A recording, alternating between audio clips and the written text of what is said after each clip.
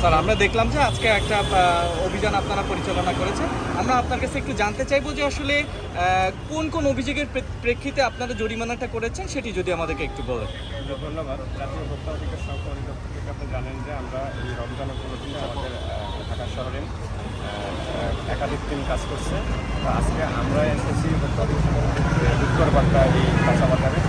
এখানে আমরা বাজার মনিটরিংয়ে যেগুলো দেখলাম যে এখানে পণ্যের সরবরাহ এবং মূল্য পরিস্থিতি স্থিতিশীল আছে।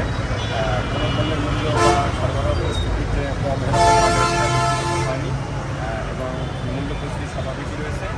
তবে দুটি প্রতিষ্ঠানকে আমরা জরিমানা করেছি, সেটির কারণ হলো তারা মূল্য তালিকা প্রদর্শন করেননি এবং মূল্য তালিকা সঠিকভাবে আপডেট করছেন না। সে কারণে দুটি প্রতিষ্ঠানকে আমরা 4 লাখ টাকা জরিমানা করেছি এবং তাদেরকে সতর্ক করা হয়েছে যে প্রতিটি পণ্যের মূল্য যেন তারা দৃশ্যমান স্থানে প্রদর্শন করে, যাতে ভোক্তা সাধারণ মূল্য দেখে পণ্য খরিদ করতে পারে।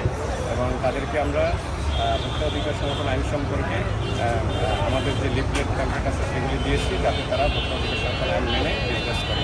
জি স্যার, একটা দোকানে আমরা শুনেছি দোকানদার অভিযোগ করেছেন যে আসলে খোলা পণ্যের জন্যই কিন্তু তাকে জরিমানা করা হয়েছে, এমনটা কিন্তু আমরা শুনেছি। তো আসলে ওই পণ্যগুলো দোকানদার দাবি করছিল আসলে খোলা ছাড়া বিক্রি করা সম্ভব না, বা এই ব্যাপারে আপনাদের কোনো নির্দেশনা আগে থেকে দেওয়া হয়নি, এই ব্যাপারে কী বলবেন? হ্যাঁ, এটা ঠিকই আছে। খোলা পণ্য খোলাভাবে বিক্রি করছে, অসুবিধা নেই। আমরা যেটা প্রশ্ন করেছিলাম যে তারা অনিরাপদভাবে বিক্রি করছে, ধুলাবালি করছে, অস্বাস্থ্যকর পরিবেশে বিক্রি করছে। সেটি তারা পরিবেশটা মেনটেন করে এটা বিক্রি করতে পারবে, এটি আসলে আইনগত কোনো বাধা নেই। কিন্তু তারা যাতে ধুলাবালি বা ময়লা আবর্জনা না করে অস্বাস্থ্যকর পরিবেশে যাতে বিক্রি করে তাকে সেই বিষয়ে বলা হয়েছে। ধন্যবাদ।